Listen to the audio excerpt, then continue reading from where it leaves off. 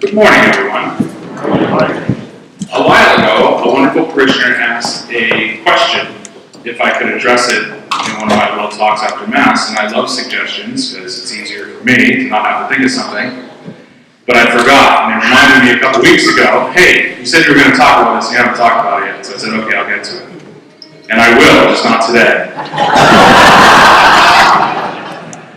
They asked a very interesting question about a phrase that is used in the Apostles' Creed. The creed most of us are very familiar with at the beginning of the Rosary, or often used sometimes at Masses that are for children, with a large population of children in the congregation. But before I talk about that, I'll do it next time. I wanted to give a little backstory about the Apostles' Creed and the creed that we say at Mass, which is the Nicene Creed, and why they are different. A creed is basically a very basic and succinct formulation of the faith. And our creeds work on the highest truth of the faith, which is the truth of the Blessed Trinity. The creed progresses and talks about the three persons of the Trinity and their works proper. The Father is the Creator, God the Son is the Redeemer, and God the Holy Spirit is the Sanctifier. And we see those three topics throughout the creeds. Also, if we look, it also gives a window into salvation history as a whole. For it's the Father that initiates salvation history. That history is culminated in God the Son. And through the works of the Holy Spirit, the redemptive mission and the paschal history of the Lord continues to operate here and now in the church. And all those things are visible in our creeds. Creed comes from the word credo, which means I believe in Latin. So they were kind of lazy, they just took the first two words. The Apostles' Creed, by pious tradition, was written by the Apostles. See how that works? Now, of course, that is pious tradition. St. Athanasius mentions it in the 3rd century.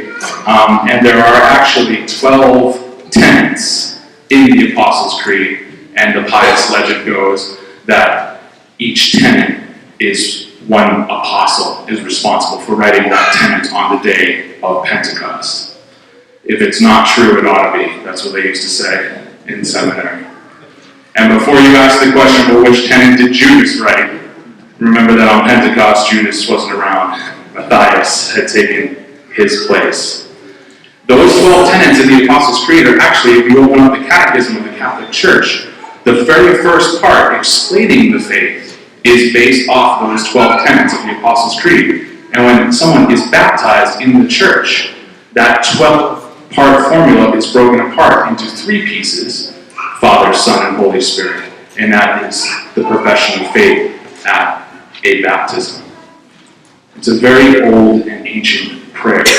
So why do we have the Apostles' Creed, but now we have the creed that we say at Mass, which is the Nicene Creed? Well, back in the 4th century, there was a man, and his name was Arius.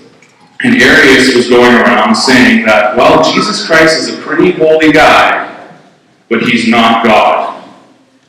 That, of course, is a heresy, which is called the Arian heresy, and it was a big problem, because if Jesus is not God, we have a lot of problems, but that's another talk for another day.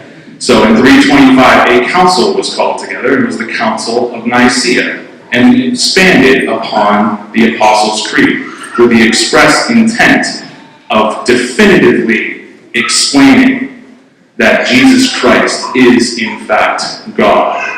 God from God, light from light, true God from true God, begotten, not made, not created, consubstantial, of the same substance as the Father. Very important word that we lost for a few generations.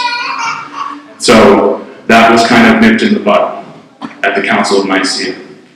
In a couple generations went by, and we had another problem. And there was a group of people called the Pneumachi. And the Pneumachi said, okay, well, God, the Father, is God. God the Son, Jesus, okay, he's God too. But the Holy Spirit certainly is not God. And so at the Council of Constantinople, they got back together and expanded the Nicene Creed to explain definitively the divinity of the Holy Spirit. And all together is the creed that we have today, that we profess every Sunday. The official name of that creed is Nicene Constantinopolitan symbol. But because that is such a mouthful, we still just call it the Nicene Creed. And in about the year 500, it was introduced into the Mass, into the liturgy. So we as Catholics have been saying this exact same profession of faith for 1,518 years. Thanks be to God. Well, I hope you all have a wonderful weekend. Thank you.